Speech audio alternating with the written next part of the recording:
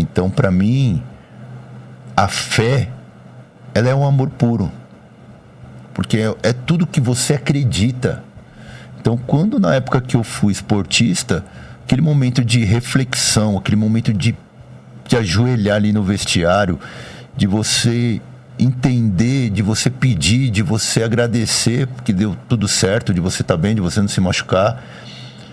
Aquilo era um momento de amor, aquilo que eu fazia. E dentro da religião foi a mesma coisa. Então, tudo que eu faço por amor. Porque até a minha entrega para as pessoas é por amor. Então eu faço aquilo porque eu quero fazer aquilo. A minha profissão é até curioso, porque eu sou professor de educação física, mas não gosto de dar aula. Mas como assim? Eu gosto de me relacionar e ajudar as crianças. Esse é o ponto mais importante para mim. Porque eu estou fazendo aquilo por amor. Porque eu entendi que aquilo ali é um dom que eu tenho. De eu entrar na quadra, olhar para a quadra e falar assim, as crianças precisam disso hoje. Muito da minha aula é baseado no planejamento do que eles precisam. Até o fato agora, tá, Ana, Pode expor. Foi a aula de esgrima.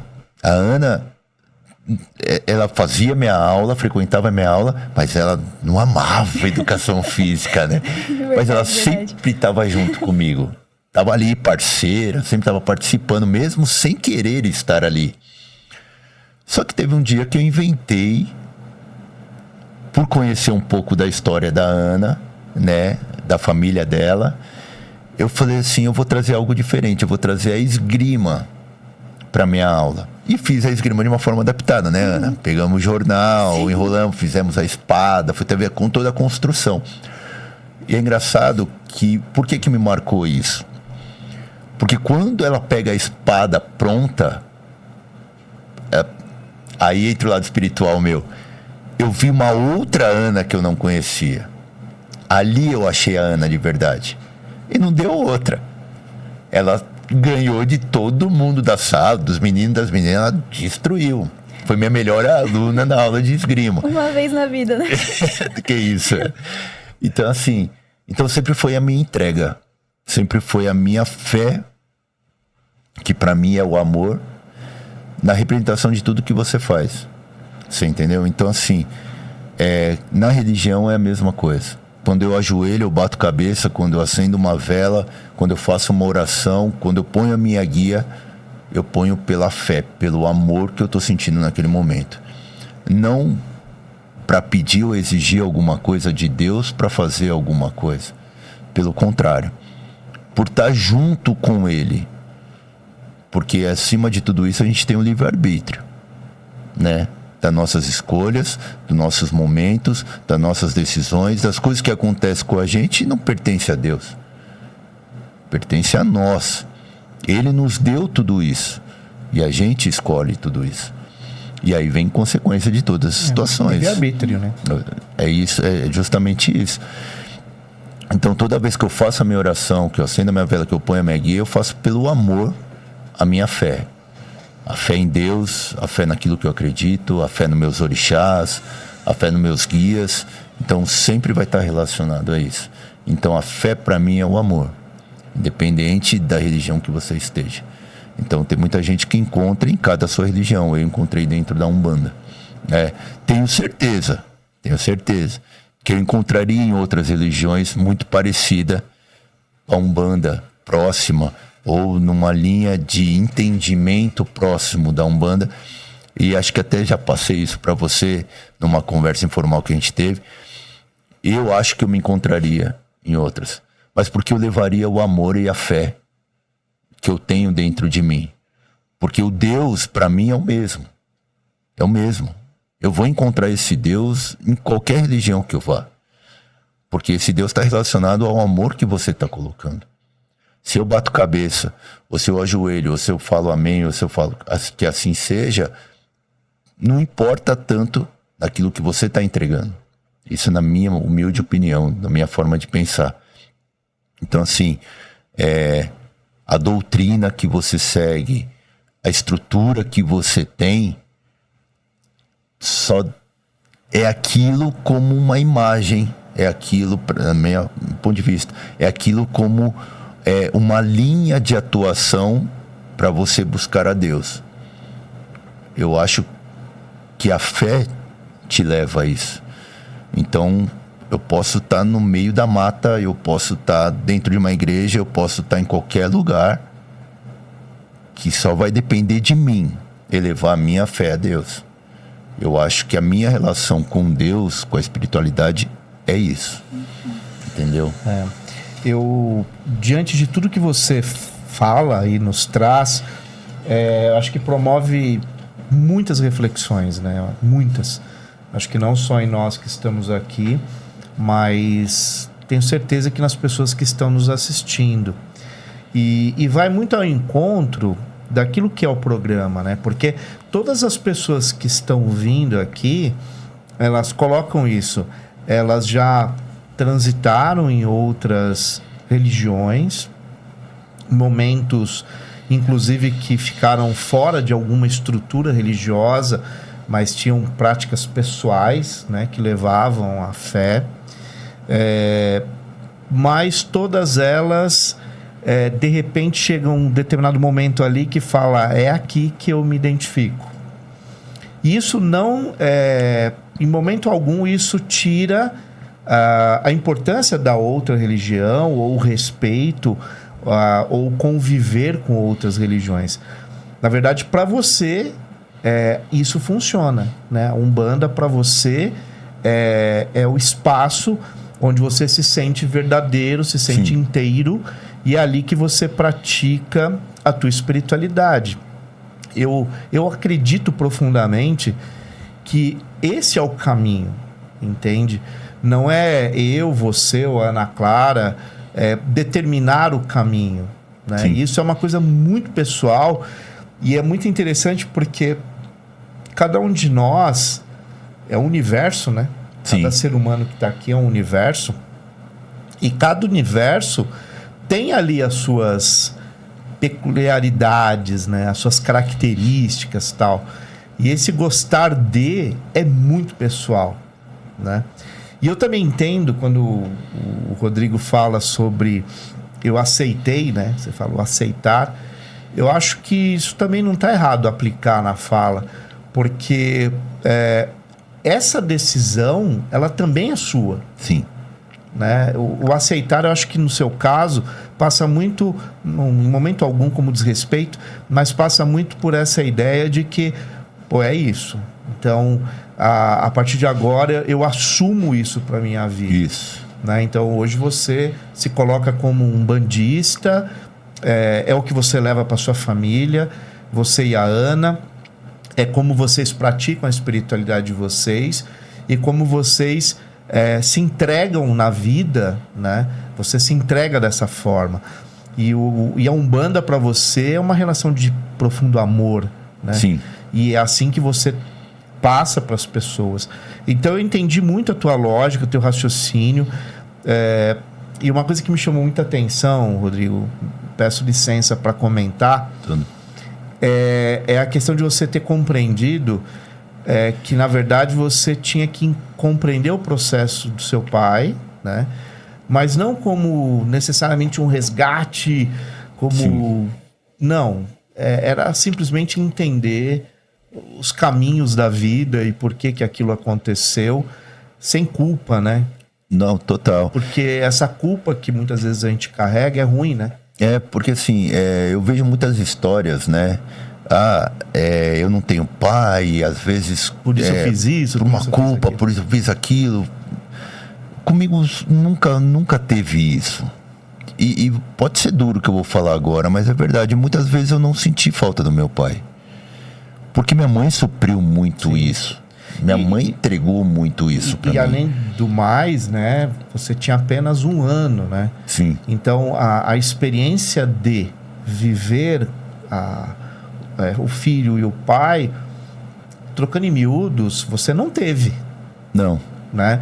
Mas aí a sua mãe foi tão interessante no processo que ela conseguiu, né, produzir todas as necessidades que você teve como ser humano, ela fez isso.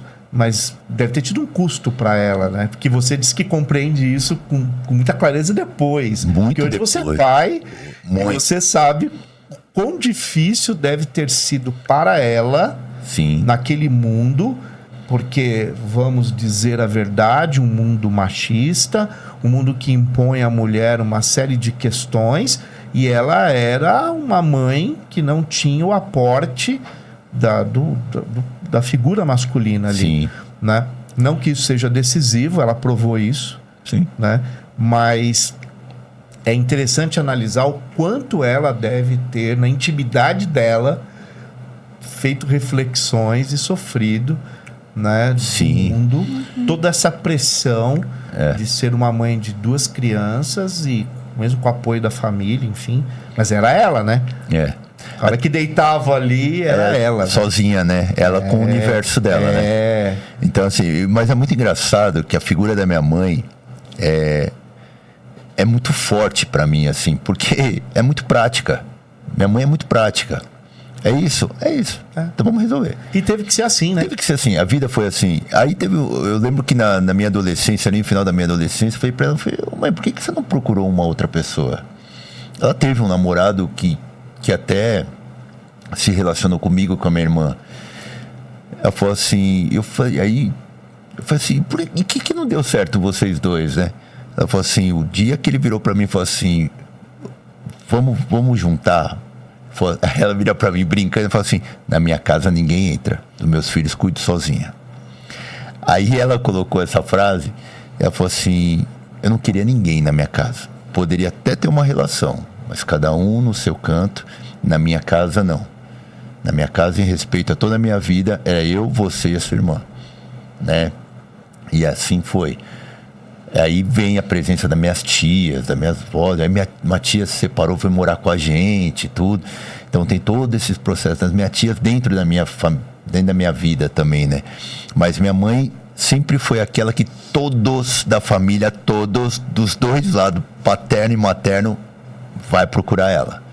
Tá passando por um momento difícil? Conversar com a Ana Marli. E vai. E assim vai. Porque é muito prática. Viveu muito duramente toda essa situação. Experiência, né? Então, até hoje é assim.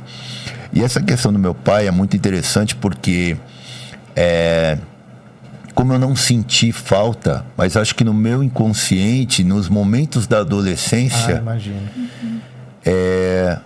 foi aonde, pela minha insegurança, pelo meu medo, foi aonde pegava, né? Que depois foi explicado para mim. Porque naquela situação ali, quando eu tenho essa segurança dentro da Umbanda, já casado, já maduro, eu me sinto mais à vontade, mais eu, como você colocou. E antes era inseguro, porque de repente, inconscientemente, faltou essa figura segura do poder que eu achei dentro da Umbanda. Ali, quando eu bato cabeça, quando eu sinto aquilo que sou eu de fato, eu me entrego. E é engraçado, todo mundo faz uma pergunta para mim, que é até relacionado, que eu acho que é isso que há pouco tempo eu descobri. Foi uma pergunta do meu filho. Ele fez assim para mim, pai, qual é o seu maior sonho? Eu falei assim, engraçado, filho, eu nunca tive sonhos. Nunca, de fato. Eu já escutei essa história. Eu só tive um sonho na minha vida que eu consegui realizar, que é ser pai. Então era o único sonho, era ser pai. E hoje eu sou pai de 2 crianças lindas, amo João Vitor e Ana Sofia. São minhas riquezas maiores, assim. Então, aí que eu percebi, quando eu falei isso, que eu senti isso de fato, foi assim, agora eu entendi. E, por incrível que pareça, eu fui buscar o motivo da morte do meu pai depois dessa frase. Que aí eu comecei a encher o saco da minha mãe, perguntar por quê, como, tal. Porque minha mãe sempre não trouxe nunca à tona isso. Porque talvez isso a dor era a dor muito grande para ela, né? Claro. Então eu comecei a entender. E foi aí que eu comecei a descobrir algumas coisas que eu não vou relatar aqui, mas aí eu comecei a entender, comecei a descobrir e tal. E foi aí que me trouxe mais conforto. Mas a relação que todo mundo me falava que eu tinha que encontrar com meu pai, na verdade era o ser pai. Entendeu? Tem uma coisa a mais aí, que isso eu acho que é algo fundamental, porque aí isso é uma coisa até espiritual, né? Sim. Esse ser pai aí que você fala nesse tom. Mas existe uma questão biológica também em você que é dele. Total. Existe uma questão... porque, assim, tem uma coisa que não tem como, cara. É o DNA ali, Sim. sabe? Não tem como. Eu vejo algumas coisas no seu filho que eu vejo em você, né? Desde o jeito de andar isso que eu ia falar. até algumas teimosias, né? Total. O Rodrigo, ele tem esse jeitinho todo... para quem não conhece, nossa, que homem tranquilo, que homem equilibrado. Vai ver ele como treinador de um time de vôlei. Depois você me fala se ele é tão calmo assim. Né? A sua filha também tem muito de você. Então não tem como fugir disso. Né? Sim, sim. Os nossos filhos, eles carregam uma carga genética que é muito poderosa também.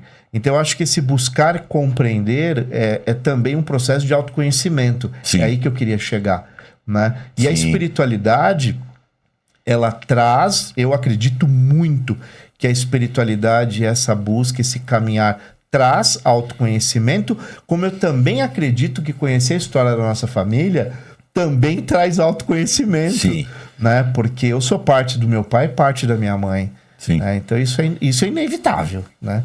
Então é importante. E quem nos cria também nos deixa marcas, verdade. Né? Porque mesmo aquele que não é o pai biológico, a mãe biológica, mas que tem uma ascendência afetiva sobre presente, nós, né? essas pessoas também nos deixam marcas no DNA. Com certeza. Né? Não precisa ser necessariamente biológica, mas a gente pega um pouquinho das pessoas que a gente ama. Né? É isso. Então eu acho que isso é muito importante. E essa sua busca, eu acho que tem a ver com o teu autoconhecimento dentro da tua busca espiritual. Sim.